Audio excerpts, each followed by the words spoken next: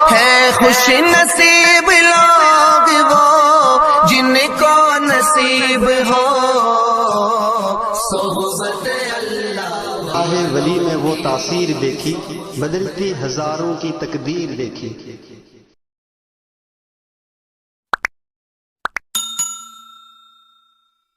أعوذ بالله من الشيطان الرجيم بسم الله الرحمن الرحيم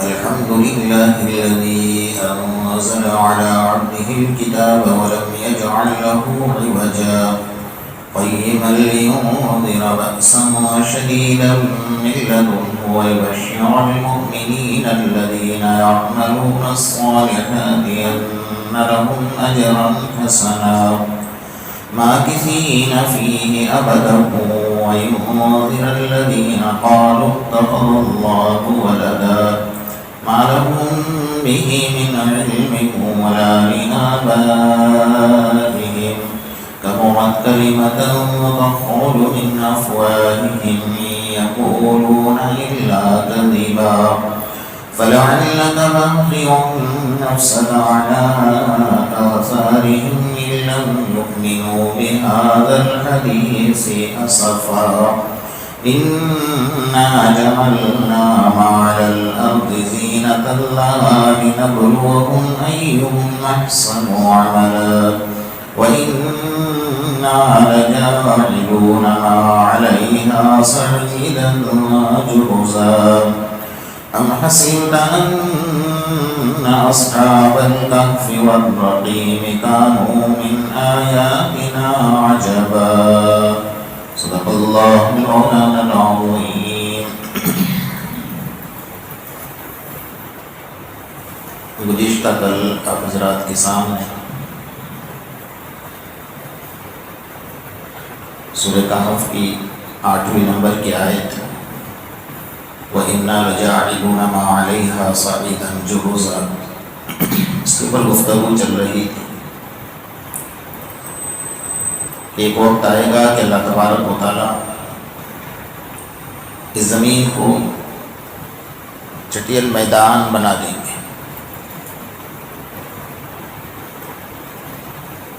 اس سے پہلے کیا کیا نشانیاں ظاہر ہوگی اس کے متعلق چند باتیں آپ حضرات کے سامنے عرض کی گئی۔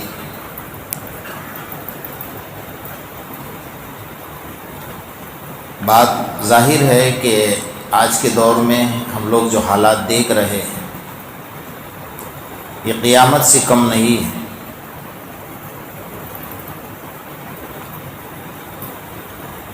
حضرت علی رضی اللہ تعالیٰ عنہ سے آقا نامدار محمد رسول اللہ صلی اللہ تعالی علیہ وسلم نے اس وقت میں ارشاد فرمایا تھا کہ علی کیا حال ہوگا اس وقت تمہارا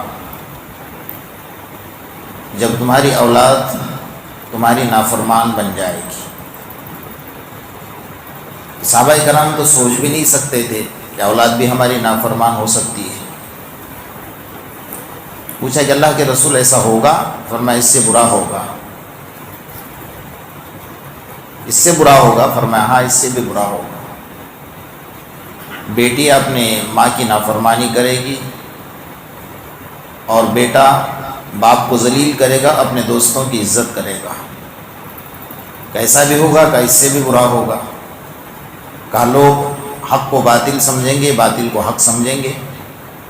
ایسا بھی ہوگا کہا اس سے بھی برا ہوگا۔ حق پرستوں کو جھٹلائیں گے اور باطل پرستوں کا ساتھ دیں گے۔ ایسا بھی ہوگا؟ فرمایا اس سے بھی برا ہوگا۔ بڑی لمبی حدیث ہے، وہ سب نشانیاں آج ہمارے سامنے موجود ہیں۔ یہ کوئی قیامت سے کم نہیں ہے۔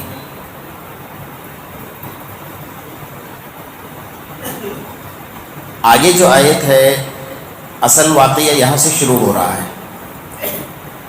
اس صورت کے شروع میں نے آپ کو بتایا تھا اس کے شان نزول کے بارے میں کہ آقا نامدار محمد رسول اللہ صلی اللہ تعالی علیہ وسلم کے پاس چند لوگ پہنچے تھے یہ سوال لے کر کہ اگر آپ سچے نبی ہیں تو ہمارے سوال کا جواب دو۔ کہ وہ نوجوانوں کا واقعہ کیا ہے جو اپنا ایمان بچانے کے لیے نکل پڑے تھے، ان کے ساتھ کیا معاملہ پیش آیا، اور ان کا سارا واقعہ بیان کرو، کیونکہ وہ واقعہ بڑا عجیب ہے۔ ام حسبت ان اصحاب الکہف والرقیم کانوا من آیاتنا عجبا، اللہ خود فرما رہے ہیں کہ یہ گمان کرتے ہیں کہ اصحاب کہف اور رقیم کانوا من آیاتنا عجبا، کہ یہ اللہ کے عجائبات میں سے ہے، اللہ کے قدرت کے عجائبات میں سے، کیونکہ ان کو تو عجیب لگ رہا تھا۔ ظاہر بات ہے کہ چند سالوں تک بلکہ 300 سالوں تک سوئے رہنا، نہ پیشاب کے لیے اٹھنا نہ کھانے کے لیے اٹھنا، اور 300 سال کے بعد زندہ صحیح سلامت اٹھ جانا ان کے لیے عجیب تھا۔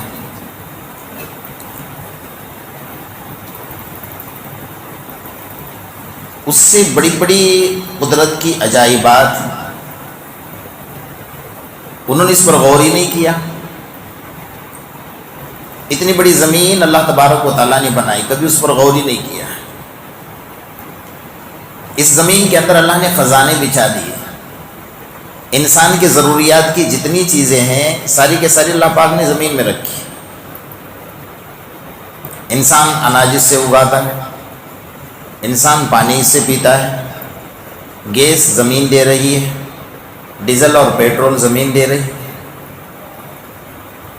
اور کروڑوں خزانے اللہ تبارک و تعالیٰ نے اس کے اندر موجود رکھے۔ لیکن آج تک آپ نے کبھی نہیں سنا ہوگا کہ اللہ نے جو زمین کی رگیں بنائی، جو نسیں بنائی، جیسے انسان کے بدن میں رگیں بنائی، تو جس رگ میں سے پانی جا رہا ہے اس میں سے پانی ہی ہے، جس میں سے ڈیزل جا رہا ہے اس میں ڈیزل ہے، جس میں سے پیٹرول جا رہا ہے اس میں سے پیٹرول ہے، اور جہاں گیس ہے وہاں گیس ہے۔ کبھی آج تک نہیں سنا ہوگا کہ پیٹرول کی لائن گیس میں مل گئی، گیس کی لائن پیٹرول میں مل گئی، اور تینوں کو کراس کر کے پانی کی لائن اس کے اندر مل گئی، اور سب ستیہ ناش زمین کے اندر ہو گیا۔ اور کبھی زمین میں بلاسٹ ہو گیا گیس کا، آج تک کبھی سنا ہے؟ خدا کا نظام ہے، اس کو کوئی نہیں پہنچ سکتا ہے۔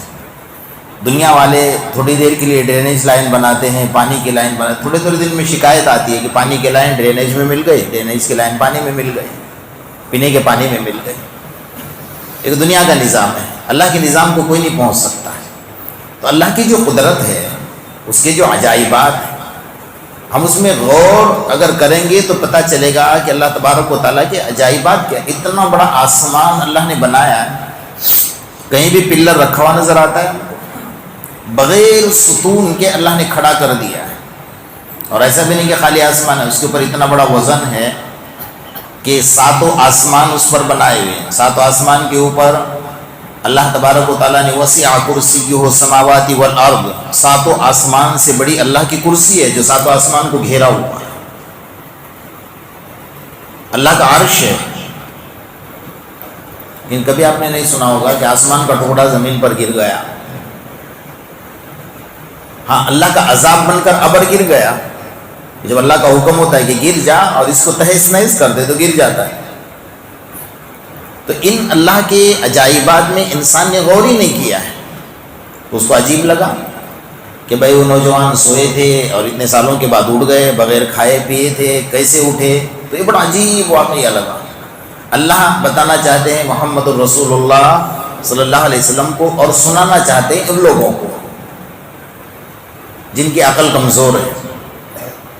ہمیں کہیں جانے کی ضرورت نہیں، اللہ کی قدرت کو اگر پہچاننا ہو نا تو وَفِي أَنفُسِكُمْ أَفَلَا تُبْصِرُونَ، اللہ کا قرآن کہتا ہے کہ مشرق سے مغرب اور شمال سے جنوب تک سفر کرنے کی ضرورت نہیں ہے، تو اپنے بدن میں غور کر لیں، پیر کے ناخن سے سر کے بال تک جو اعضاء اللہ تبارک و تعالیٰ نے دیے اس پر غور کر۔ اللہ بندے نے کبھی شکر ادا نہیں کیا۔ بہت ساروں کو تو یہ پتہ نہیں ہوتا کہ منہ کے اندر دانت کتنے ہیں، جب گر جاتا ہے تو گنتا ہے کہ ایک دانت گرا میرا، اس کا احساس تب ہوتا ہے اس کو۔ تو اپنی باڈی میں، اپنے بدن میں، اپنے جسم میں اگر وہ غور کرے گا نا تو سب سے پہلے اسے نظر آئے گا کہ میرے اللہ نے ایک ناپاک قطرے سے اتنا خوبصورت انسان بنایا۔ هل اتى على الانسان حين من الدهر لم يكن شيئا مذكورا، اللہ کا قرآن یہ کہہ رہا ہے کہ ایسے گندے چیز سے تجھے پیدا کیا ہے نا کہ جب تیرے ماں باپ نے تجھے پیدا کرنے کا ارادہ کیا تو ان پر غسل واجب ہوا تھا، اس کا نام لینا بھی گوارا نہیں کرتے تھے. هل أتى على الإنسان حين من الدهر لم يكن شيئا مذكورا. اتنی گندی، اچھا اس گندے ناپاک قطرے کے اندر کبھی غور کیا ہے؟ اس کے اندر ہڈیاں تھی، اس کے اندر چمڑی تھی، اس کے اندر آنکھیں ہیں، اس کے اندر کان ہے، اس کے اندر زبان ہے، اس کے اندر دل اور دماغ ہے. کچھ بھی نہیں تھا نا. لقد خلقنا الانسان فی احسن تقویم. اللہ نے اتنا خوبصورت انسان بنا کر دکھایا. کبھی غور کیا آپ نے؟ ایک گھر میں 10 بچے ہوں گے، 10 انسان ہوں گے، سب کی شکل الگ الگ ہوتی ہے یا نہیں؟ 10 کی شکل ایک جیسی تو نہیں ہوتی نا. ایک ماں اور ایک باپ سے جو اولاد پیدا ہو رہی ہے، اگر اس گھر میں 10 بچے پیدا ہوئے تو 10 کی شکل الگ الگ ہے. تو اللہ کے خزانے میں کتنی شکلیں ہوں گی؟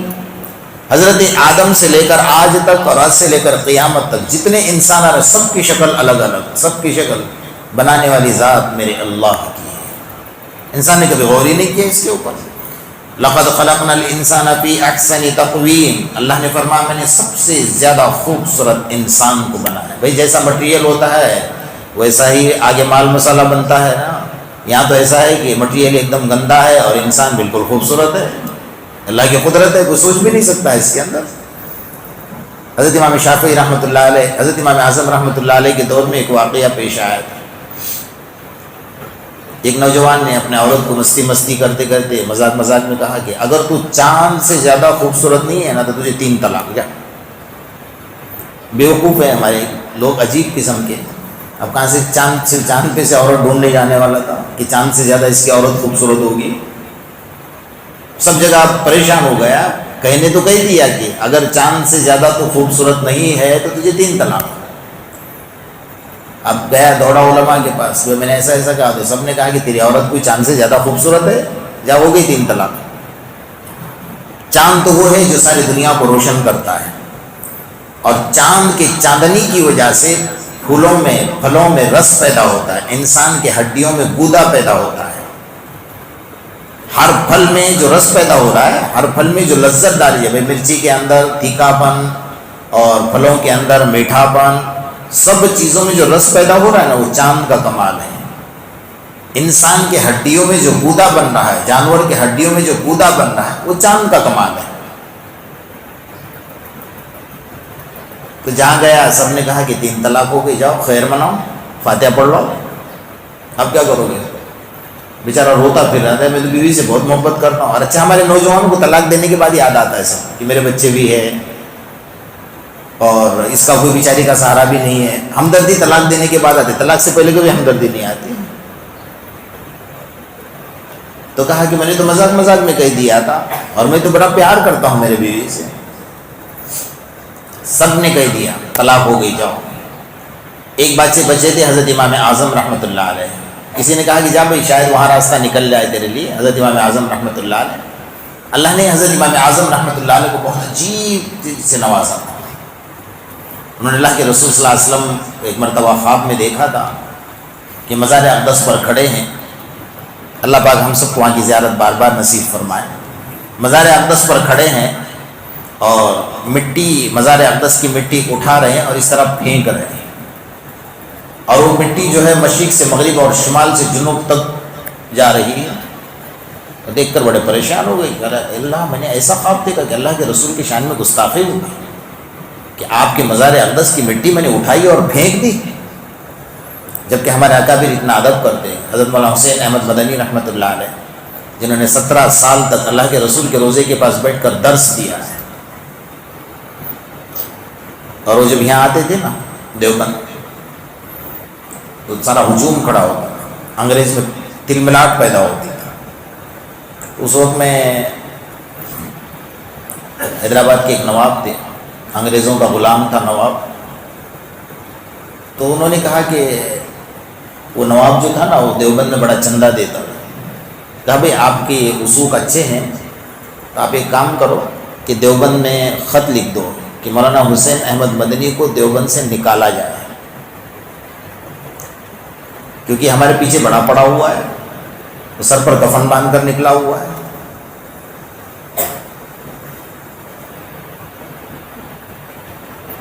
حضرت مولانا قاری طیب صاحب رحمۃ اللہ علیہ اس وقت محتمم تھے، تو نواب صاحب نے خط لکھا کہ بھئی مولانا حسین احمد مدنی کو دیوبند سے نکالا جائے، نیچے وجہ لکھی کہ وہ انگریز کو بڑا پریشان کر رہے ہیں۔ تو حضرت قاری طیب صاحب رحمۃ اللہ علیہ نے جواب دیا کہ 6 دن مدرسہ پڑھاتے ہیں، 1 دن چھٹی ہوتی ہے مدرسے کی جمعہ کے دن، تو انگریز اتنا پریشان ہے، اگر مدرسے سے نکال دوں گا تو انگریز اگر 10 سال بعد جانے والا تو 1 سال میں چھوڑ دینا پڑے گا اس کو، سمجھے نا؟ تو شیر پنجرے میں بند ہے وہی بہتر ہے، سمجھ رہے نا موٹی زبان میں۔ تو حضرت مولانا حسین احمد مدنی رحمۃ اللہ علیہ کو پتہ چلا کہ میرے بارے میں کسی کا خط آیا، تو حضرت کے پاس گئے کہ حضرت میرے بارے میں کچھ خط آیا آپ کے پاس؟ کہا خط بتائیے اور آپ نے جواب کیا لکھا وہ بھی بتائیے۔ کیا اکابروں میں محبت تھی ہمارے، اللہ اکبر، آج وہ چیزیں غائب ہو گئی ہیں، آج حسد کا دور ہے۔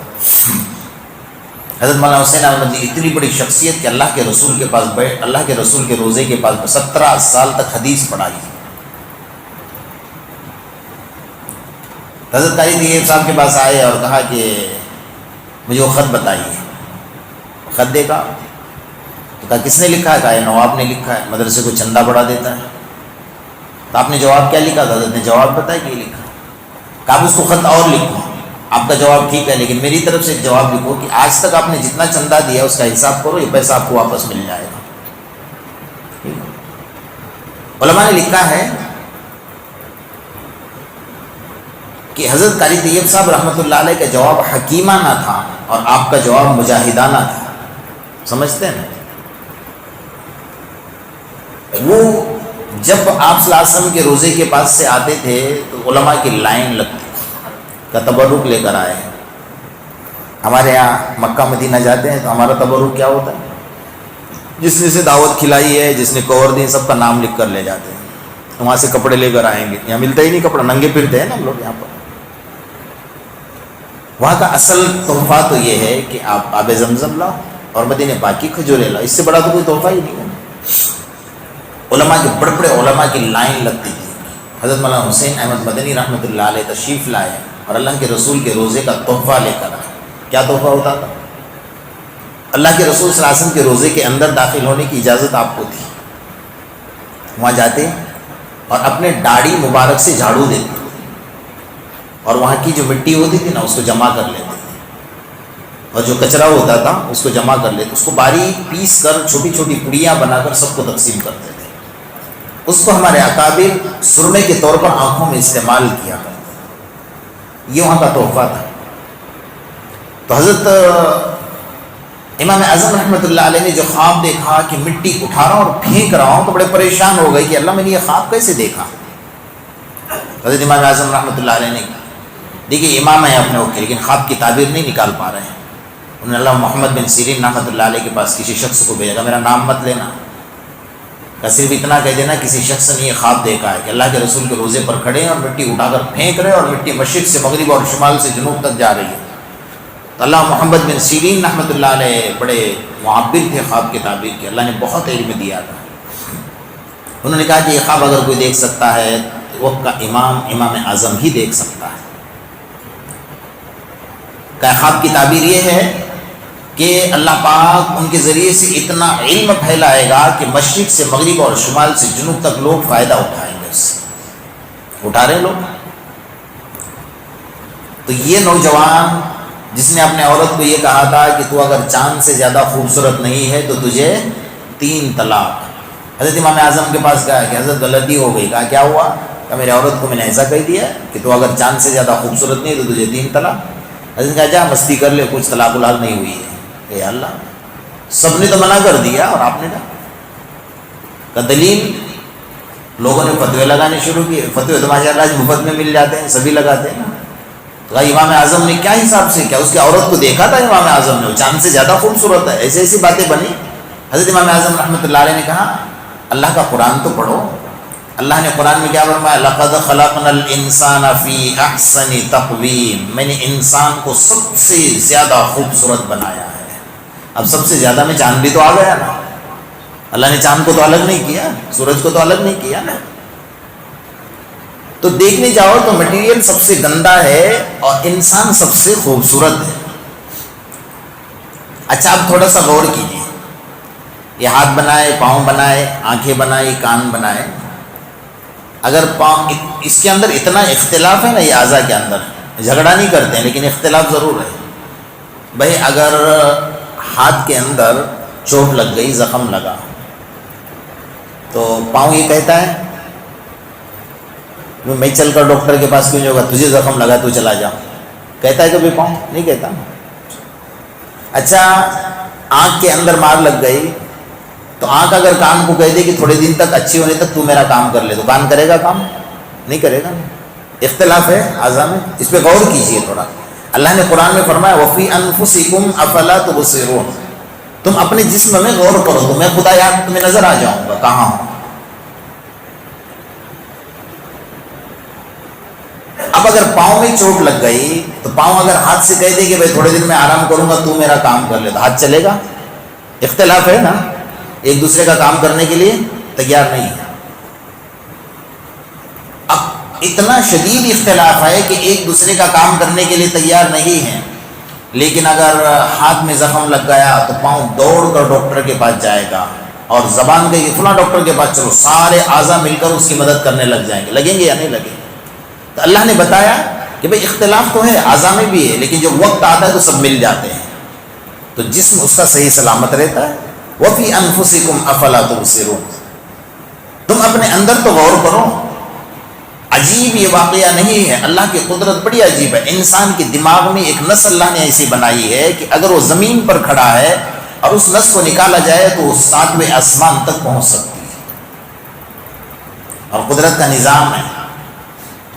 اچھا آپ گاڑی کا ٹائر بدلتے ہو، پاؤں میں چپل پہنتے ہو، چپل کتنے دن میں بدل جاتی ہے؟ بہت ہوا 6 مہینے 7 مہینے 1 سال تک چلے گی آپ کی. بدلتے ہیں نہیں بدلتے؟ آج تک کبھی سنا ہے کہ پاؤں کی چمڑی اتنی نرم ہے کہ بھائی اب چمڑی بدلنی پڑے گی کیونکہ بچپن سے ابھی تک چل رہی ہے؟ کبھی سنا ہے؟ اللہ کی بنائی ہوئی ہے. اور زبان سب سے زیادہ چر چر چر چر چر کرنے والی، زبان پر زنگ لگ گیا دوسری زبان بدل دو، ہے کوئی نظام ایسا؟ اللہ کی قدرت کی بنائی ہوئی. آپ قدرت کو نہیں پہنچ سکتے. اللہ کی قدرت کو اگر غور کرو نا تو شکر ماننے کی توفیق ہوگی. حضرت عیسیٰ روح اللہ، حضرت عیسیٰ علیہ نبینا علیہ الصلوۃ والسلام نے اللہ سے ایک دن درخواست کی کہ اللہ تیرے نیک بندے سے ملنا ہے. بھائی نبی سے بڑا کوئی نیک ہو سکتا ہے؟ اس کے طور پر کوئی نہیں ہو سکتا نا. اللہ تیرے نیک بندے سے ملنا ہے. اللہ نے فرمایا ہاں جاؤ، ایک نیک بندہ ہے میرا پہاڑی کی کوہ میں ہے. ڈھونڈتے ڈھونڈتے گئے، تلاش کیا، نہیں ملا. اللہ نہیں مل رہا ہے، کہا جاؤ اور تلاش کرو، ملے گا. وہاں آواز آئے گی، میرے ذکر کی آواز آئے گی. اس پہاڑی کی کوہ میں گئے تو دیکھا وہاں سے آواز آ رہی ہے، الحمد علی نعمائہ والشکر علی احسانی. بس یہ کیا، الحمد علی نعمائہ والشکر علی احسانی.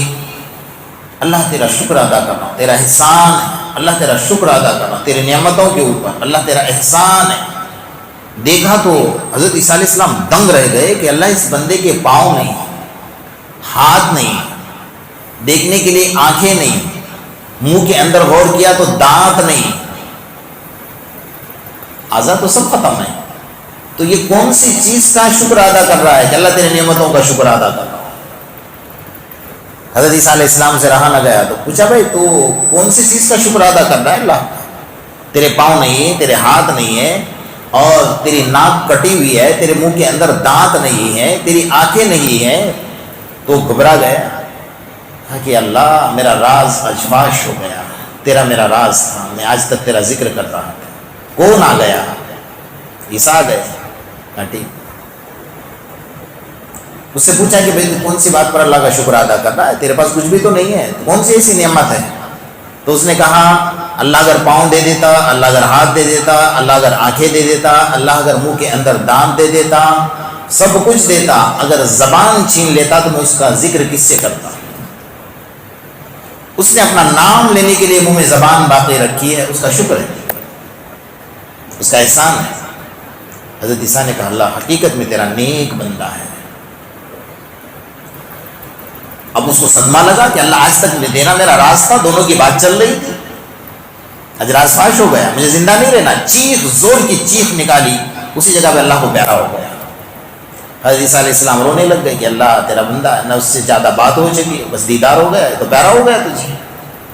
جلدی جلدی حضرت عیسیٰ علیہ السلام گئے، کفن کا کپڑا لیا اور اپنے ساتھیوں کو بلایا کہ چلو میں غسل دوں گا میرے ہاتھوں سے، میں اس کی نماز جنازہ پڑھاؤں گا، میں اس کو دفن کروں گا۔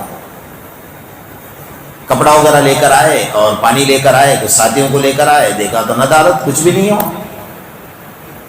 کوئی نظر ہی نہیں آیا۔ حضرت عیسیٰ علیہ السلام گھبرا گئے، اللہ تیرا بندہ کہاں چلا گیا؟ یہ تو مر چکا تھا میرے سامنے۔ آواز آئی، عیسیٰ جو ہمارا ہوتا ہے ہمیں اسے دنیا والوں کا محتاج نہیں، ہم نے ہمارے پاس بلا لیا اسے۔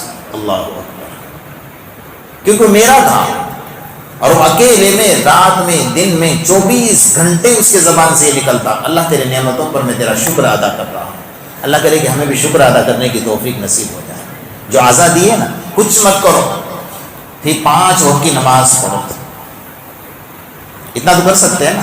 24 گھنٹے میں 1.5 گھنٹہ آپ کو اللہ کو دینا ہے۔ اگر آپ، میں نے نماز کا وقت نکالا، اگر اطمینان سے آپ نماز پڑھو گے نا، سنتوں کے ساتھ، نوافل کے ساتھ، فرائض نماز، تو آپ کو 24 گھنٹے میں 1.5 گھنٹہ میرے اللہ کو دینا ہے، تو تمہارے اعضاء جو اللہ نے دی ہے نا اس کا صحیح استعمال ہوگا۔ اور جو بندہ نماز کا پابند ہوتا ہے نا، وہ موت سے پہلے کبھی محتاج نہیں ہوتا، اتنا یاد رکھ لینا، کیونکہ وہ اعضاء کا استعمال اس نے صحیح کیا ہوگا۔ ہم رمضان کے بہانے سے اللہ نے موقع دیا ہے نماز کا، تو اس کو اپنی عادت بنا لیں اور عادت بنا کر اپنے زندگی میں ایک انقلاب پیدا کریں۔ ام حسبت ان اصحاب الکہف والرقیم، یا 2 جملے استعمال کیے قرآن نے، ایک کہف ہے ایک رقیم ہے۔ کہف اس کو کہتے ہیں کہ جو وسیع غار ہو، بالکل کشادہ غار ہو، اور غار اس کو کہتے ہیں جو وسیع نہ ہو، بالکل چھوٹی سی ہو، اور رقیم اس کو کہتے ہیں کہ رقیم یعنی لکھی ہوئی تختی، ایسی تختی۔ اس وقت کا جو بادشاہ تھا اس نے ان کے غار کے اوپر ایک تختی لکھ کر لگائی تھی، اس لیے ان کو اصحاب الکہف والرقیم بھی کہا جاتا ہے۔ ام حسبت ان اصحاب الکہف والرقیم کانوا من آیاتنا عجبا، اللہ فرماتے ہیں کیا لوگ یہ گمان کرتے ہیں کہ اصحاب کہف و رقیم ہمارے نشانیوں میں سے ایک عجیب نشانی ہے؟ فرمایا اس سے بڑی بڑی نشانیاں ہماری، اللہ نے اس سورج کو اس زمین سے 9 گنا بڑا بنایا ہوا ہے۔ جو زمین ہے نا اس سے 9 گنا بڑا ہے، اس لیے آپ زمین پر جہاں بھی چلتے ہو آپ دیکھو گے تو سورج آپ کے سر پر ہے، دکھتا ہے یا نہیں دکھتا ہے؟ ہر انسان کو دکھے گا۔ آپ یہاں کھڑے ہو، آپ بمبئی میں کھڑے ہو، آپ احمد آباد میں کھڑے ہو، آپ دلی میں کھڑے ہو، تو آپ کے سر پر سورج نظر آئے گا۔ کیوں؟ اس لیے کہ اس زمین سے 9 گنا بڑا تو سورج بنا ہوا ہے، تو اللہ کی نشانیوں میں سے نہیں ہے۔ اور جب سے اللہ نے اس کو بنایا اس وقت سے 1 سیکنڈ بھی آگے پیچھے نہیں ہوا ہے، 1 سیکنڈ بھی۔ جب نکلنے کا وقت ہے جب ہی نکلے گا، جب غروب ہونے کا وقت ہے تبھی غروب ہوگا، اور جیسے اس کا وقت متعین اللہ نے کیا اسی وقت سے وہ نکلے گا۔ تو یہ اللہ کے نشانیوں میں سے بہت ساری نشانی، اللہ کے نشانیوں کو دیکھ کر ہمیں عبرت حاصل کرنے کی توفیق نصیب ہو۔ بسم اللہ الرحمن الرحیم، وَإِلَٰهُكُمْ إِلَٰهٌ وَاحِدٌ لَا إِلَٰهَ إِلَّا هُوَ الرَّحْمَٰنُ الرَّحِيمُ اللهم صل على محمد وعلى ال محمد كما صليت على ابراهيم وعلى ال ابراهيم انك حميد مجيد اللهم ربنا آتنا في الدنيا حسنه وفي الاخره حسنه وقنا عذاب النار وقنا عذاب القبر وقنا عذاب الحشر وقنا عذاب من فتنة المسيح الدجال۔ اے الہ العالمین ہم تمام کے صغیرہ اور کبیرہ گناہوں کو معاف فرما۔ اے اللہ جو گناہ جان بوجھ کر نہ جانے کیے اسے بھی معاف فرما۔ اے اللہ جو گناہ رات کے اندھیرے یا دن کے اجالے میں کیے اسے بھی معاف فرما۔ اللہ ہم بڑے گناہ گار، بڑے سیاہکار، بڑے خطا کار، بڑے قصوروار، تیرے دربار کی قراری مجرم، اللہ ہمارے جرم عظیم کو معاف فرما۔ ہر آنے والے مصیبتوں سے ہماری حفاظت فرما، ہر آنے والے برے حالات سے ہماری حفاظت فرما۔ ہمارے رمضان کے روزوں کو قبول فرما، نمازوں کو قبول فرما، تہجد پڑھنے والوں کو قبول فرما۔ اللہ اس رمضان کی برکت سے ساری زندگی تیرے سامنے اطاعت والی زندگی نصیب فرما، عبادت والی زندگی نصیب فرما، نماز والی زندگی نصیب فرما۔ تیرے نافرمانی سے ہماری حفاظت فرما۔ اے اللہ رمضان پانی کی طرح ہماری زندگی سے گزرتا جا رہا ہے، اے مولا جو لمحات بچے ہیں اس کی قدردانی کی توفیق عطا فرما۔ اے اللہ اس کے راتوں کی، اس کے دنوں کی قدردانی کی توفیق عطا فرما۔ ناقدری سے ہماری حفاظت فرما، اس کی نعمت کے چھین جانے سے ہماری حفاظت فرما۔ اے اللہ جو کچھ ہم سے اعمال ہو اس کو اپنے رحمت کے صدقے قبول فرما، رد ہو جانے سے ہماری حفاظت فرما۔ ہمارے روزوں کو قبول فرما، تراویح پڑھنے پڑھانے کو قبول فرما، تیرے راستے میں دینے کو قبول فرما۔ اے اللہ دنیا آخرت میں بہترین بدلہ نصیب فرما۔ اے اللہ اپنی رضامندی نصیب فرما۔ اے اللہ بغیر وصیت کی اور بری موت سے ہماری حفاظت فرما۔ اے اللہ تیرے سامنے سجدے کی حالت میں ہو تو ہم سے راضی ہو، ہم تجھ سے راضی رہے، ایسے حال میں ہم سب کو قبول فرما۔ اے اللہ بری موت سے ہماری حفاظت فرما۔ اے مولا کریم جو بے کاروبار ہیں انہیں کاروبار عطا فرما، بے مزدور ہیں انہیں مزدوری عطا فرما۔ اے اللہ جو بے اولاد ہیں انہیں نیک صالح اولاد نصیب فرما۔ اے مولا کریم تو نے کسی کو بغیر جوڑے کے پیدا نہیں کیا، جن کی بیٹیاں گھروں میں جوان ہو کر بیٹھی، ماں باپ کے پاس اسباب نہیں، اللہ ان کے لیے نیک صالح جوڑے کا انتظام فرما۔ اللہ جو بیمار ہے اس کو شفا عطا فرما۔ اے مولا کریم جو جیل کے کوٹریوں میں باعزت ان کے رہائی کے اسباب پیدا فرما، اے اللہ مقدمات سے بری فرما۔ ہم سب کی دعاؤں کو محض اپنے فضل و کرم اور آقا نامدار محمد الرسول اللہ صلی اللہ علیہ وسلم کے صدقے تو فعل میں قبول فرما۔ یا رب صلی وسلم دائما ابدا علی حبیبک خیر الخلق کلہم۔ ربنا تقبل منا انک انت السمیع العلیم وتب علینا یا مولانا انک انت التواب الرحیم۔ سبحان ربک رب العزۃ عما یصفون وسلام علی المرسلین والحمد للہ رب العالمین۔